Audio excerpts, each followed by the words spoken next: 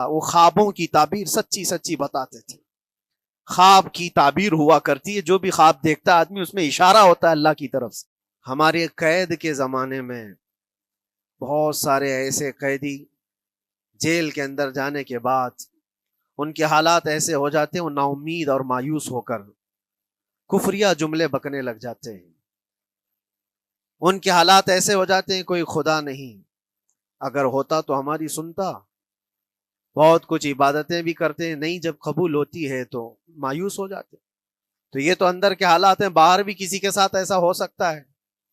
میں تو 10 سال سے دعا کر رہا ہوں, اولاد ہی نہیں ہوئی. کوئی یہ کہتا ہے شادی ہو گئی 10 سال ہو گئے بچے نہیں ہو رہے ہیں. کوئی یہ کہتا ہے کہ میری بیٹی کا رشتہ ہی نہیں ہو رہا. ہر وظیفہ کر لیا, ہر دعا کر لیا, پھر یہاں سے نا امیدی, نا شکری. یہ جملے انسان کو کہاں تک پہنچا دیتے ہیں.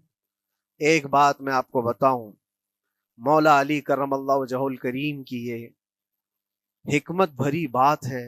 ارشاد فرماتے ہیں جب کبھی مصیبت آئے اللہ کی طرف سے تو یہ امتحان ہے یا سزا ہے, کیسے پتا چلے؟ ظاہر سی بات ہے ہر کوئی یہ کہتا ہے یہ تو اللہ کی طرف سے امتحان ہے, آزمائش.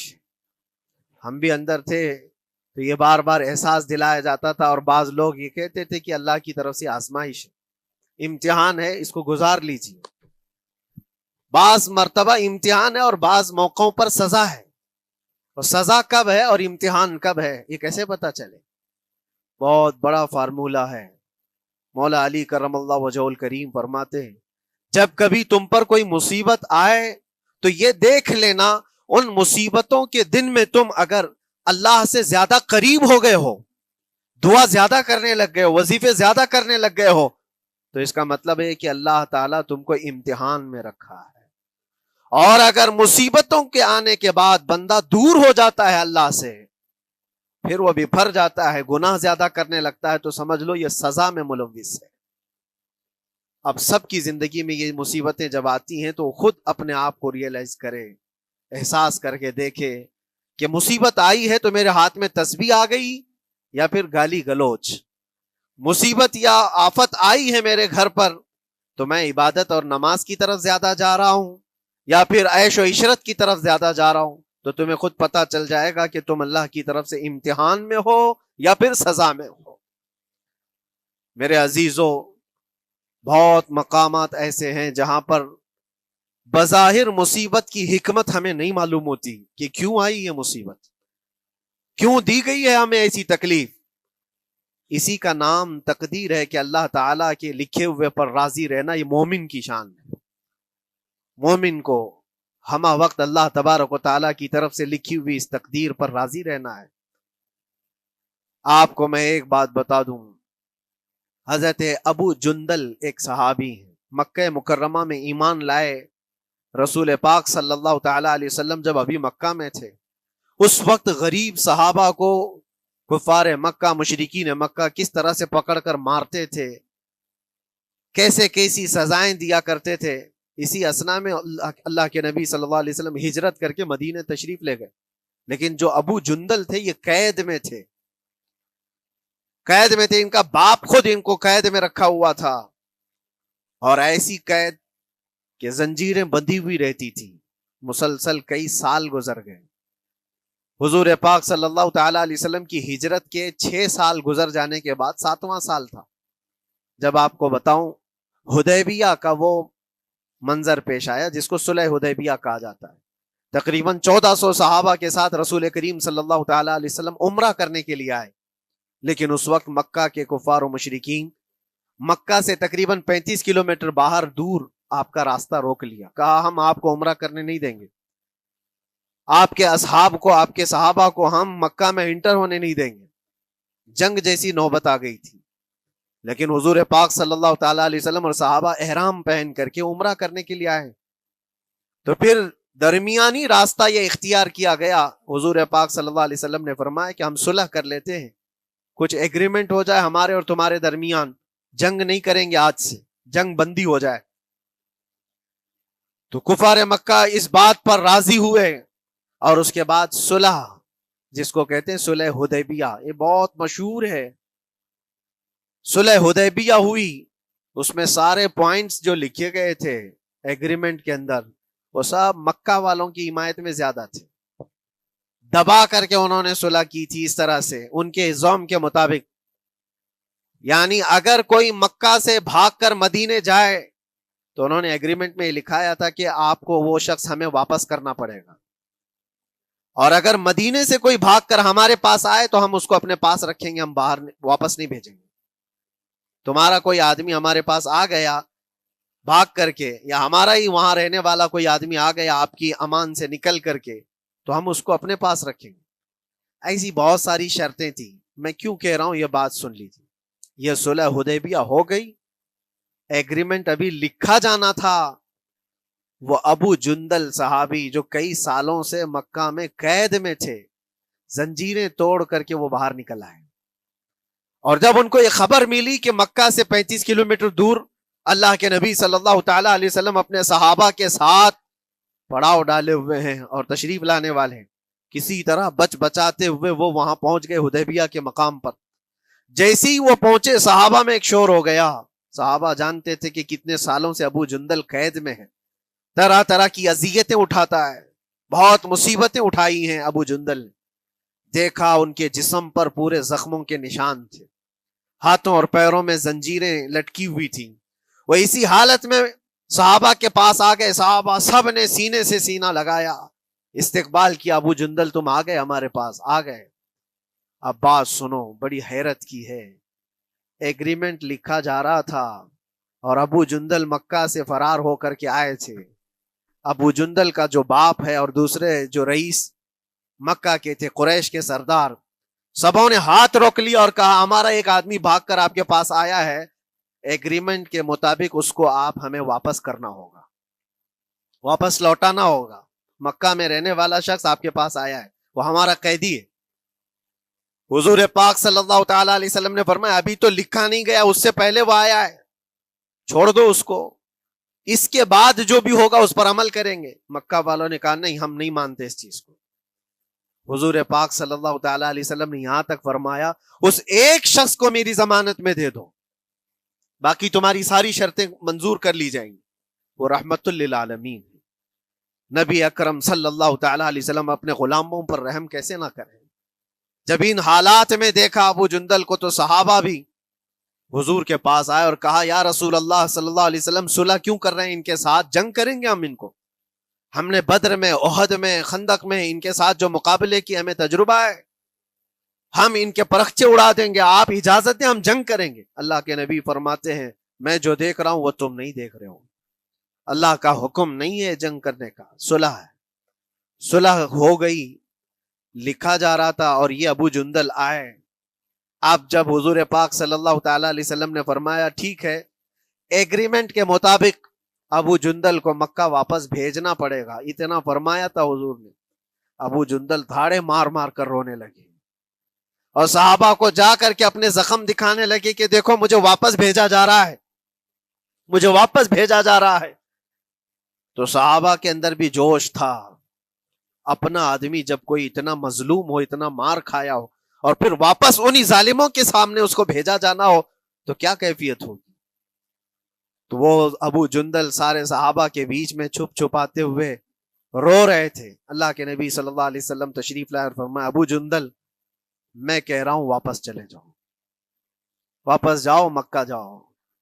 تو انہوں نے کہا یا رسول اللہ صلی اللہ علیہ وسلم ان زخموں کے ساتھ واپس جاؤں. اللہ کے نبی صلی اللہ علیہ وسلم نے فرمایا ہاں ابو جندل اللہ کی مرضی یہی ہے, اور اللہ کا نبی وہی کہتا ہے جو اللہ کی مرضی ہوتی ہے. یہ میں کہہ رہا ہوں بظاہر تکلیفوں کی حکمت ہمیں معلوم نہیں ہوتی, لیکن ہمیں عمل کرنا چاہیے. نبی پاک صلی اللہ تعالی علیہ وسلم کا جب حکم ہوا, ابو جندل انہی زنجیروں کے ساتھ ان کے باپ کے حوالے کر دیے گئے. وہ گھسیٹتے ہوئے لے جا رہا تھا, گھسیٹتے ہوئے واپس انہی قیدیوں کی طرح لے جا رہا تھا. سب کی آنکھوں میں آنسو تھے, لیکن حکمت الہی کیا ہے یہ کون جانتا ہے. بظاہر اللہ تبارک و تعالیٰ کی طرف سے یہ دی ہوئی آزمائشیں, یہ تکلیفیں, اس کی حکمت وہ بہتر جانتا ہے. جب ابو جندل کو واپس کیا گیا ایک سوال اٹھتا ہے میرے عزیزو, یہ میں قید کی حالت میں رہ کر کے ایک شخص نے مجھ سے سوال کیا تھا، آپ تو اللہ کے نبی صلی اللہ تعالیٰ علیہ وسلم کی ناموس کی بات کرتے ہو، حضور کی محبت کی بات کرتے ہو، ان کے عشق کی بات کرتے ہو، اور یہ بھی کہتے ہو کہ نبی پاک صلی اللہ تعالیٰ علیہ وسلم دستگیری کرتے ہیں، اپنے غلاموں کی مدد کرتے ہیں، تو اتنے دنوں سے کیا آپ نے حضور کو نہیں پکارا؟ کیا رسول پاک صلی اللہ تعالیٰ علیہ وسلم سے محبت اور عشق کی بات کے بعد آپ نے بھیک نہیں مانگی؟ اس وقت یہ واقعہ یاد آیا، میں تو ابو جندل کے پاؤں کے ناخن کی مٹی کے برابر بھی نہیں، وہ صحابی رسول تقریباً ان کے متعلق کہا گیا ہے 6 سے 8 سال تک وہ ان کی قید میں رہے، تو کیا رسول پاک صلی اللہ علیہ وسلم کو خبر نہیں تھی؟ خبر تھی، لیکن ہوتا ایسا ہے کہ جو جتنی محبت کرتا ہے اتنے ہی امتحانوں سے گزارا بھی جاتا ہے، اس کو امتحان دینے پڑتے ہیں۔ اسی لیے بار بار میں یہ بات کہتا ہوں، حضور پاک صلی اللہ تعالی علیہ وسلم کی ناموس کی بات کرنا، عظمت رسالت کی بات کرنا، یہ حلوے پراٹھے کھانے کا نام نہیں ہے، یہ شہادت گہے الفت میں ہے قدم رکھنا۔ لوگ آسان سمجھتے ہیں مسلمان ہونا، حضور پاک صلی اللہ تعالی علیہ وسلم کی شریعت طاہرہ کو بچانے کے لیے ہی تو، حضور کی ناموس کی حفاظت کے لیے ہی تو مولا امام حسین نے اپنی گردن دے دی، اپنے بچوں کی قربانی دے دی، اپنا عیش آرام سب تیاگ دیا۔ یہ ساری قربانیوں کے بعد ہی اس امتحان سے بندہ نکلتا ہے۔ وہ امام احمد بن حنبل جن کے سینے میں 5 لاکھ حدیثیں محفوظ تھیں، رسول پاک صلی اللہ علیہ وسلم کی 5 لاکھ حدیثوں کے حافظ، لیکن بغداد کے ظالم حکمرانوں نے ان کو ننگی پیٹھ پر کوڑے مارے ہیں، پہلی مرتبہ 100 کوڑے، دوسری مرتبہ پھر 100 کوڑے، تیسری مرتبہ پھر 100 کوڑے، اتنے میں تو آدمی مر جاتا ہے۔ امام احمد بن حنبل کی پیٹھ جھک گئی تھی۔ میرے عزیزو، یہی ہے جس کو ہم کہہ رہے شہادت گہے الفت میں ہے قدم رکھنا۔ اگر تم سچا ایمان رکھتے ہو تو پھر آزمائش بھی ہوگی۔ اللہ کریم قرآن میں فرماتا ہے فَلَيَعْلَمَنَّ اللَّهُ الَّذِينَ صَدَقُوا وَلَيَعْلَمَنَّ الْكَاذِبِينَ۔ اللہ تبارک و تعالیٰ ضرور آزمائے گا سچا کون ہے اور جھوٹا کون ہے۔ مصیبتیں آئیں گی، آندھیاں آئیں گی، لیکن جمے رہو، ڈٹے رہو، اللہ رب العزت سے کبھی بھی اپنا رشتہ نہ توڑو، اور جو تمہارے اندر ایمان ہے، توکل اور یقین ہے، ذرا برابر بھی فرق آنے نہ پائے۔ آج نہیں قبول ہوئی کل ہوگی، کل نہیں قبول ہوئی پرسوں ہوگی، کبھی نہ کبھی تو دعا قبول ہوگی۔ دنیا داروں کے دروازے کھٹکھٹاتے ہیں تو ایک نہ ایک دن دروازہ کھلتا ہے، وہ ارحم الراحمین ہے، وہ ارحم الراحمین ہے، دروازے کھولتا ہے، لیکن وہ بہتر جانتا ہے کس وقت دروازہ کھلنا چاہیے۔ ہم اپنی مرضی کے مطابق رب کو نہیں چلا سکتے، مولا تعالیٰ جیسا چاہے ہمیں ویسا چلنا چاہیے۔ ایک بات اور میں بتا دوں سید، یہ تو دوسرے لوگوں کی بات ہے جس میں ہمارے قصور ہیں، ہمارے جرم ہیں، ہمارے گناہ ہیں، جس کی وجہ سے مصیبتیں آئیں گی، لیکن اللہ کے نبی کا کوئی گناہ نہیں ہوتا۔ جو نبی ہوتے ہیں وہ معصوم ہوتے ہیں۔ سیدنا یوسف علیہ الصلوۃ والتسلیم اللہ کے نبی، اللہ کے نبی ابراہیم علیہ السلام کے بیٹے اسحاق علیہ السلام، اسحاق علیہ السلام کے بیٹے یعقوب علیہ السلام، یعقوب علیہ السلام کے بیٹے یوسف علیہ السلام، جن کی نسل میں انبیاء کرام، جو پورا خاندان نبوت کا ہے، وہ یوسف علیہ السلام کن کن مقامات سے گزارے گئے۔ پہلے بھائیوں نے کنویں میں پھینک دیا، اور اس کے بعد اس زہریلے کنویں سے وہ نکالے گئے۔ جنگل میں کوئی نہیں تھا جب ان کے بھائیوں نے کنویں میں پھینکا تھا۔ اس وقت ایک قافلہ جا رہا تھا، انہوں نے ڈول ڈال کر کے نکال لیا اور پھر لے کر کے گئے۔ یہاں سے کنویں سے تو نکالے، لیکن آگے کی زندگی کیا ہے؟ مصر کے بازار میں لے جا کر قافلے والوں نے بیچ دیا۔ یوسف علیہ السلام پھر خریدے گئے، کس کے ہاں؟ عزیز مصر، بادشاہ مصر کے گھر میں، اور وہاں پر زلیخا آپ پر فدا ہوئی۔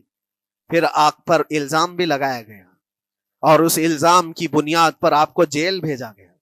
اللہ کے نبی کے دامن پر پیوند تو ہو سکتا ہے، دھبا نہیں ہوتا۔ کسی گناہ کا تصور بھی وہ نہیں کرتے، وہ معصوم ہوتے ہیں، لیکن بغیر کسی قصور کے، بغیر کسی جرم کے آپ کو جیل بھیجا گیا۔ یوسف علیہ الصلوۃ والتسلیم جیل جب گئے، وہ نبی ہو کر کے، اور اس کے بعد دن کٹتے رہے۔ دن کیسے؟ ہفتے، ہفتے کیا مہینے، مہینے کیا سال۔ یوسف علیہ الصلوۃ والتسلیم کے 7 سال گزر گئے۔ جب کبھی کسی انوسنٹ کو، بے قصور آدمی کو تکلیف دی جاتی ہے تو اس کو احساس زیادہ ہوتا ہے، اور جرم کی وجہ سے جب کوئی تکلیف میں آتا ہے تو کمپرومائز کر لیتا ہے، میں ایسا غلطی کیا تھا مجھے یہ جھیلنا پڑ رہا ہے. لیکن جس کا جرم ہی نہیں، نہ کردہ گناہ کی سزا جب دی جاتی ہے بندہ بہت بکھر جاتا ہے، ٹوٹ جاتا ہے. لیکن وہ اللہ کے نبی تھے، توکل کیسا تھا، یقین کیسا تھا، صبر کے ساتھ نکالے. لیکن ایک بہت پیاری بات ہمیں ملتی ہے میرے عزیزوں، وہاں قیدی اور بھی تھے، اور یوسف علیہ السلام کو اللہ تعالیٰ نے ایک معجزہ عطا کیا تھا. وہ خوابوں کی تعبیر سچی سچی بتاتے تھے. خواب کی تعبیر ہوا کرتی ہے، جو بھی خواب دیکھتا ہے آدمی اس میں اشارہ ہوتا ہے اللہ کی طرف سے. تو دو قیدیوں نے خواب دیکھا تھا، یہ قرآن پاک کے سورہ یوسف میں پورا موجود ہے 12ویں پارے میں. دو قیدیوں نے خواب دیکھا، اپنا اپنا خواب انہوں نے بیان کیا یوسف علیہ السلام کو. ایک قیدی نے دیکھا کہ وہ سر پر روٹیاں رکھ کر کے لے جا رہا ہے اور پرندے نوچ نوچ کر کھا رہے ہیں. دوسرے نے دیکھا کہ وہ انگوروں کو نچوڑ کر کے اس کے رس پی رہا ہے. تو انہوں نے بتایا یوسف علیہ السلام کے پاس ایسا ایسا ہم نے خواب دیکھا ہے، اس کی تعبیر کیا ہو سکتی ہے؟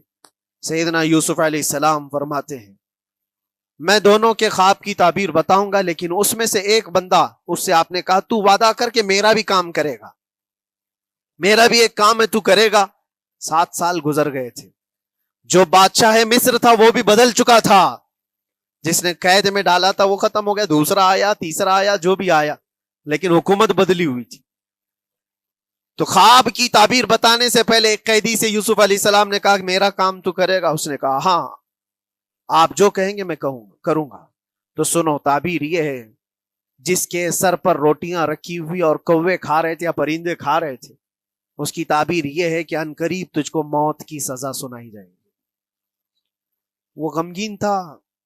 دوسرے سے کہا تو انگور کے رس نچوڑ کر پی رہا تھا، تیرے خواب کی تعبیر یہ ہے کہ عنقریب تجھ کو رہا کر دیا جائے گا، تو آزاد ہوگا، اور تجھ سے ہی میرا کام یہ ہے کہ آزاد ہو کر جائے گا تو تو موجودہ وقت کے جو بادشاہ ہے شاید اس کی فوج میں شامل ہو جائے یا اس کے سپاہیوں میں اور وزیروں میں، تو میری یہ بات اس تک پہنچا دینا پچھلے 7 سالوں سے بے گناہ بے قصور ایک قیدی اندر ہے، اس کو آزاد کر دیا جائے، اس کو آزاد کر دیا جائے. اس نے کہا بالکل، اگر میں چھوٹا تو آپ کا ایک کام ضرور کروں گا. سنیے بات، چند دن نہیں گزرے تھے کہ اس ایک قیدی کو موت کی سزا ہو گئی، اس کو موت کی سزا سنائی گئی اور پھانسی ہو گئی. دوسرا یہ جو قیدی جس کو آپ نے رہائی کی خوشخبری دی تھی، اس کی بھی رہائی کی خوشخبری آ گئی، وہ آزاد ہو گیا. لیکن قرآن پاک میں ہے آزاد ہو کر جب جاتا ہے آدمی تو پچھلا بھول جاتا ہے. اکثر ایسا ہی ہوتا ہے، کیا جیل کے دوست کون تھے کیا تھے کچھ پتا نہیں، اور آدمی تو یہ سوچتا ہے دوبارہ کبھی ادھر کے دروازے کو بھی نہ دیکھو. آیا اور بھول گیا. یوسف علیہ السلام نے جو کام دیا تھا وہ بھول گیا. یہاں تک کہ قرآن میں اللہ فرماتا کئی سال گزر گئے، 1-2 دن نہیں، سالوں گزر گئے، اور وہ بادشاہ کی فوج میں شامل تھا یا بادشاہ کے مصاحبین میں شامل تھا، قریبی لوگوں میں. ایک زمانے کے بعد مدت ہوئی، اور اس وقت سوچیے آپ کتنا وقت حضرت یوسف علیہ السلام نے کاٹا ہوگا. ایک دن آپ بے اختیار رو پڑے اللہ کی بارگاہ میں. یہ میں آپ کو بتا رہا ہوں، کبھی کبھار انسانی فطرت کا تقاضا ہے. اللہ تبارک و تعالیٰ کی بارگاہ میں رو پڑے اور کہا اے رب العالمین، اے ارحم الراحمین، یہ دن کب ختم ہوں گے؟ یہ جس طرح سے مجھے جیل کی سلاخوں کے پیچھے بند کیا گیا ہے، ان مصیبتوں سے کب آزادی ہوگی میرے مولا یا ارحم الراحمین؟ جواب رب تعالیٰ کی طرف سے آیا. یہ ہمارے اور آپ کی بات نہیں ہے، یہ اللہ کے نبی کی بات ہے. اب سنو، یوسف علیہ السلام کو جواب آیا اے یوسف، جب تجھے جیل سے نکلنا ہی تھا، تجھے باہر جانا ہی تھا، تو دنیا کے بادشاہ کے سامنے کیوں ریکویسٹ رکھا، میرے سامنے رکھ دیا ہوتا. اللہ اکبر، یہ توکل کا اعلیٰ درجہ ہے. اتنی مصیبتوں کے بعد بھی تم نے اس سپاہی کو کیوں اپنا قاصد بنا کر بادشاہ کے سامنے بھیجا کہ میری آزادی ہو جائے؟ یوسف علیہ السلام بہت روئے سجدے میں گر کر کے، مولا مجھے معاف کر دے، اور میرے ہر شے کا تو مالک ہے، اب میں زندگی بھر قید میں رہوں یا آزاد رہوں یہ تیری مرضی پر ہے۔ میرے عزیزو، پھر یوسف علیہ السلام کے ساتھ کیا ہوا؟ بادشاہ نے خود ایک خواب دیکھا اور وہ پریشان تھا، خوابوں کی تعبیر کوئی بتا نہیں رہا تھا۔ تب اس قیدی کو چھوٹے ہوئے کو یاد آئی بات کہ جیل میں ایک آدمی ہے جو سچی سچی تعبیر بتاتا ہے۔ پھر اس نے بادشاہ سے کہا ایک قیدی بہت شریف اور صالح ہے، وہ سچی تعبیر بتائے گا، آپ کہے تو میں اس کو لے آؤں۔ اور اس نے مجھے یہ کہا بھی تھا کہ اس کو آزاد کرنا ہے، آپ کے پاس ریکویسٹ رکھنی ہے کہ وہ بے قصور قید میں ہے۔ بادشاہ نے معلومات حاصل کی اور اس کے بعد پروانہ دے دیا کہ اس قیدی کو آزاد کیا جائے جس کو بے قصور رکھا گیا ہے، اور میرے خواب کی تعبیر بتائی جائے۔ یوسف علیہ الصلوۃ والتسلیم کو لوگ آئے لینے کے لیے۔ اب یہاں منظر اور ہے میرے عزیزوں، کہا کہ بادشاہ نے خواب دیکھا، اس کی تعبیر بتائے۔